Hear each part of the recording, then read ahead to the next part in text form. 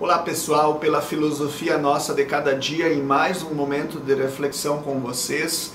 Hoje eu quero tematizar uma questão que me parece muito importante para nós termos claro, para nós utilizarmos no nosso dia a dia democrático, porque de fato nós estamos percebendo hoje certas posturas regressivas no âmbito do Estado Democrático de Direito, no âmbito da nossa democracia pluralista, que começam nas instituições, em particular no Executivo e no Legislativo, eventualmente se ramificam no próprio Judiciário e principalmente graçam no âmbito da sociedade civil, estão consolidadas no âmbito da sociedade civil em relação a diferentes instituições, em particular instituições religiosas, organizações sociais e posturas dos nossos indivíduos e dos grupos que constituem a nossa sociedade. Vejam, por exemplo, as altas taxas de violência simbólico-material contra minorias político-culturais. Essa semana passada já tivemos 5 mulheres assassinadas. Então, estas situações não falam, poderíamos citar inclusive a questão do próprio tratamento institucional da pandemia do coronavírus, das políticas públicas de integração social. Então tudo isso nos mostra o quê? Que nós estamos, repito, vivendo certas posturas regressivas que precisam de fato ser esclarecidas. E na minha interpretação, estas posturas regressivas têm explicação.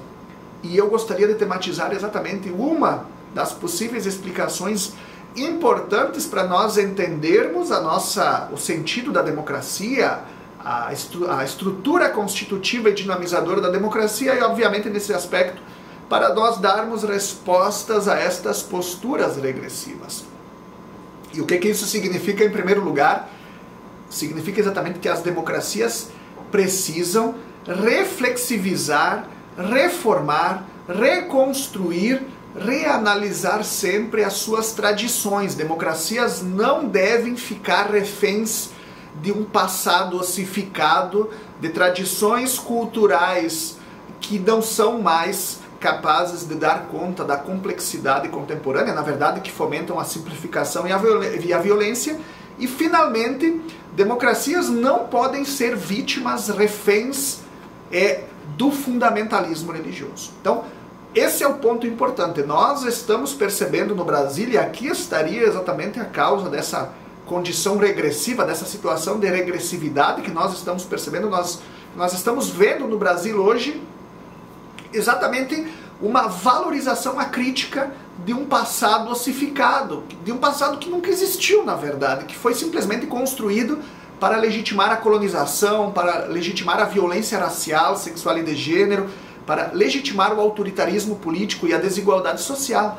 Nós estamos vendo a valorização de uma perspectiva de fundamentalismo religioso que só existe na cabeça de pastores e padres, que de fato não faz jus, mais uma vez, à multiplicidade sociopolítica, ao pluralismo epistemológico normativo e nesse sentido que os viola, ok? Então, muito importante isso. As democracias não podem ficar reféns do passado ossificado, desse passado fantasioso, não podem ficar reféns do etnocentrismo cultural, não podem ficar reféns do fundamentalismo religioso. Eu até já fiz um vídeo para vocês em outros momentos sobre o sentido de uma democracia pós-tradicional, e aliás, só há democracia enquanto perspectiva pós-tradicional. Me permitam reproduzir algumas ideias básicas para depois então retornarmos a esse ponto.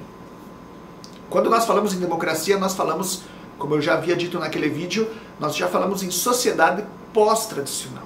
Uma sociedade pós-tradicional ela é marcada por 3 características básicas. A primeira delas, a ideia de que não se funda mais antropologia, normatividade e cultura na biologia e na religião. Então, uma sociedade tradicional não depende mais da biologia, não depende mais da religião em termos de justificação da sua normatividade vinculante, da sua intersubjetividade, da sua antropologia, da sua cultura. A cultura democrática é autônoma em relação à biologia e à religião, e nesse sentido os seus fundamentos são o pluralismo, a diversidade, a diferença, a universalidade dos direitos humanos e o Estado democrático de direito. E a sua linguagem básica é exatamente o direito e, no caso, a dinâmica institucional de produção da universalidade como legalidade, na legalidade, pela legalidade. O segundo princípio estruturante da democracia diz respeito à desnaturalização, à historicização e à politização da sociedade, da cultura e da consciência. Como eu lhes disse antes, biologia e religião não justificam cultura, não justificam normatividade, não justificam antropologia. E é nesse sentido que nós temos exatamente essa perspectiva da desnaturalização, da historicização e da politização da sociedade, da cultura e da consciência. Ou seja, signos, valores, práticas, histórias, instituições são construídos intersubjetivamente, são relacionais, são produzidos politicamente. Eles não existem na natureza, eles não existem em termos de uma escatologia religiosa, não são pré-políticos. Valores, práticas, instituições não são pré-políticos, não são pré-culturais, não são pré-jurídicos, não são pré-sociais, não são ahistóricos, mas exatamente relacionais, intersubjetivos, fruto da ação humana em termos da correlação de socialização e subjetivação. E só assim eles podem ser entendidos, portanto também são localizados no espaço e no tempo histórico, cultural, políticos. Finalmente, o terceiro princípio constitutivo de uma democracia diz respeito à pluralização, à diferenciação, à heterogeneidade e à complexidade sociopolíticas. Isso significa que a democracia não é mais uma comunidade moral, étnica, racializada, homogênea e fechada, mas exatamente uma sociedade muito aberta, muito ampla, constituída por diferentes indivíduos e grupos e por consequência, por diferentes perspectivas axiológicas que de fato fazem parte dela. Aliás, só por isso é exatamente democracia. Então, isso significa também que não se pode mais exercer o poder institucional de modo simplificado e, mais uma vez, a partir de posições essencialistas e naturalizadas. O poder democrático não é um poder vertical, direto, imediato e imediato. Ele, obviamente, é vertical no sentido de que tem primazia em relação aos indivíduos e os grupos, as perspectivas político-morais particulares, mas ele é marcado por mediações estruturantes, portanto, ele é um poder indireto, ok? E ele é um poder demarcado por diferentes instâncias de justificação, de representação, de discussão. E nesse sentido, mais uma vez, um poder absolutamente controlado, corrigível, reflexivizado. Então isso é muito importante, essas três características constitutivas da democracia pós-tradicional são muito importantes, porque nos mostram mais uma vez que a democracia, em primeiro lugar, só pode resolver seus problemas publicizando-os, visibilizando-os, pungenciando-os. Uma democracia não resolve os seus problemas varrendo-os para debaixo do tapete, como grandes segredos de família, ok? Vamos pensar aqui instituições religiosas que escondem os crimes dos seus sacerdotes, dos seus pastores ao longo do tempo. Isso não é democracia, ok? E aliás, isso não é nem religião, pensando nessas instituições religiosas. Isso é crime, criminalidade, banditismo. Mas enfim, como falamos das instituições públicas democráticas, como eu lhes dizia, a democracia e essas instituições públicas democráticas não resolvem os seus problemas escondendo-os debaixo do tapete, invisibilizando-os, silenciando-os, deslegitimando-os. Elas resolvem os seus problemas, como eu disse, publicizando-os, visibilizando-os, tornando os assuntos discutidos e discutíveis na esfera pública, na sociedade civil e também, em primeiro lugar, de modo fundamental, nas próprias instituições, no sistema político, no sistema jurídico. Esse ponto é muito importante. Nós estamos vendo em contrapartida, por causa do racismo estrutural, por causa do etnocentrismo forte, por causa do fundamentalismo religioso, a invisibilização, a exclusão, a deslegitimação da violência contra minorias político-culturais das instituições públicas, como, para usar aqui os termos do próprio presidente, se a democracia e as instituições públicas devessem promover o cristianismo, devessem promover a ideia de uma miscigenação ampla, devessem promover pura e simplesmente a vontade das maiorias. E no caso aqui, vontade das maiorias católicas, contra essas minorias, digamos assim. Então, esse é um ponto importante. Nós estamos continuando ao longo da nossa história e até intensificando em muitas situações a violência contra minorias político-culturais, porque de fato as instituições públicas, e no nosso contexto as instituições públicas democráticas, estão abrindo mão da discussão pública, da consideração pública efetiva da violência contra minorias político-culturais, do racismo estrutural, do etnocentrismo forte, desse fomento de um passado ossificado e fantasioso, desse fomento absurdo do fundamentalismo religioso que nós estamos vendo hoje na nossa esfera pública, nas nossas instituições públicas. Vamos pensar aqui, Brasil acima de tudo, Deus acima de todos, Deus, pátria, família. Isso é um absurdo numa democracia que tem como base o pluralismo, os direitos humanos, o Estado democrático de direito, o direito, e que pressupõe exatamente um poder institucional capaz de assumir e resolver os problemas sociais, capaz de discuti-los efetivamente, sem medo de que pastorzinhos, pastorecos e padrecos se revoltem porque isso viola a religião. Pelo contrário, a religião católica é responsável por etnocídios e genocídios históricos, pessoal. Há sangue na nossa Bíblia, há sangue nas nossas igrejas, e elas são responsáveis por muita morte, por muita violência. E é isso, inclusive, um dos grandes déficits hoje que as religiões institucionalizadas não querem reconhecer e que as nossas instituições público-políticas têm medo de assumir, porque se assumem pautas ligadas às minorias político-culturais, vão ser simplesmente estigmatizados de modo público por essas instituições religiosas, vão perder apoio político, quando não, na verdade, são representantes destas próprias religiões. E, aliás, as igrejas neopentecostais são muito espertas nesse aspecto, porque estão elegendo os próprios representantes, pastores, bispos destas igrejas, para, de fato, travar essa discussão pública, esse trabalho institucional de resolução desses problemas. Então, muito importante, democracias pós-tradicionais, democracias enquanto sociedades pós-tradicionais não podem se omitir publicamente de discutir, trabalhar e produzir políticas públicas de inclusão, de reconhecimento, de integração, de participação em torno das diferenças, e nesse sentido de combater o fascismo, o totalitarismo, o racismo, o fundamentalismo, o etnocentrismo forte. Simplificando, não podem se omitir de combater a violência contra minorias político-culturais, porque na medida em que fizerem isso, permitirão a continuidade dessa mesma violência simbólico-material contra as minorias político-culturais. Um outro ponto importante é que, e ele é caudatário dessa primeira observação, é que nós estamos percebendo uma pressão muito grande da religião na política, no direito.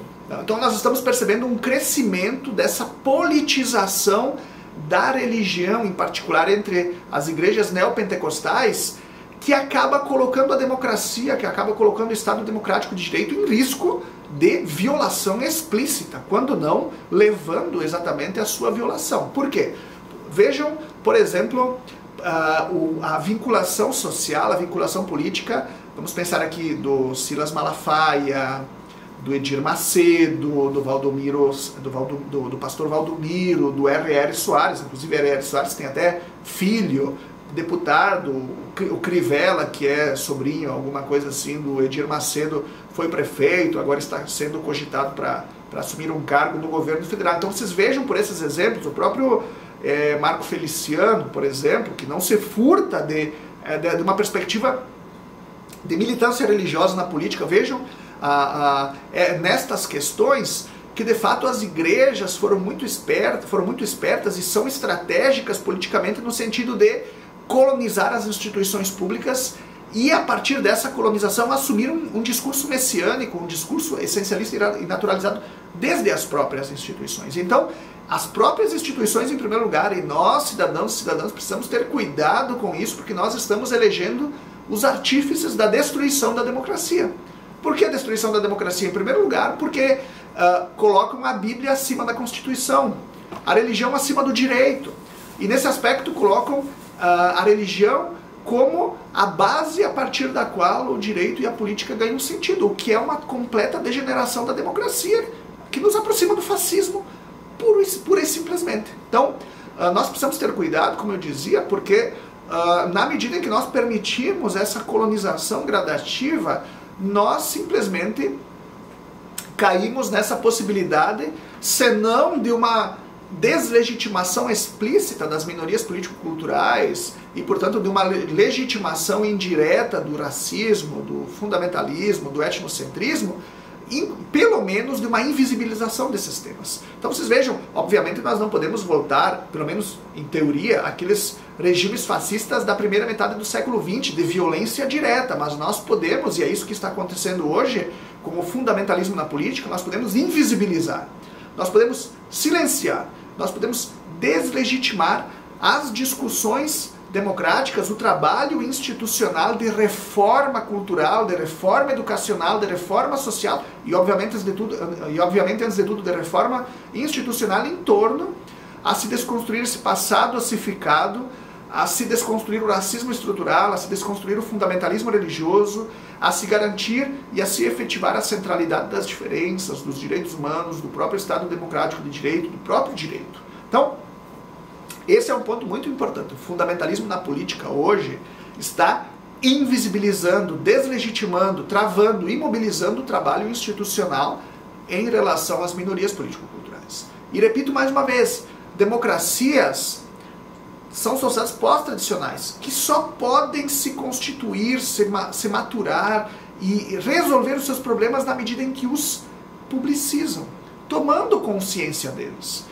E não só publicizando-os, obviamente, mas a partir disso construir perspectivas propositivas no âmbito de políticas públicas direcionadas à cultura, à educação, ao direito, à inclusão social. Então, isso é muito importante. Nós só vamos resolver estas situações deficitárias que nós vemos em termos de violência simbólico-material contra minorias político-culturais, em termos de autoritarismo institucional, em termos de miserabilidade social, em termos de subdesenvolvimento, digamos assim, nós só vamos resolvê-las na medida em que nós as tematizarmos publicamente, publicizando-as, visibilizando-as, e na medida em que isso gerar reformas institucionais que produzam políticas públicas nesses diferentes âmbitos de que eu lhes falei. E para começo de conversa, no que diz respeito à violência contra minorias político-culturais, no âmbito da educação e no âmbito da cultura.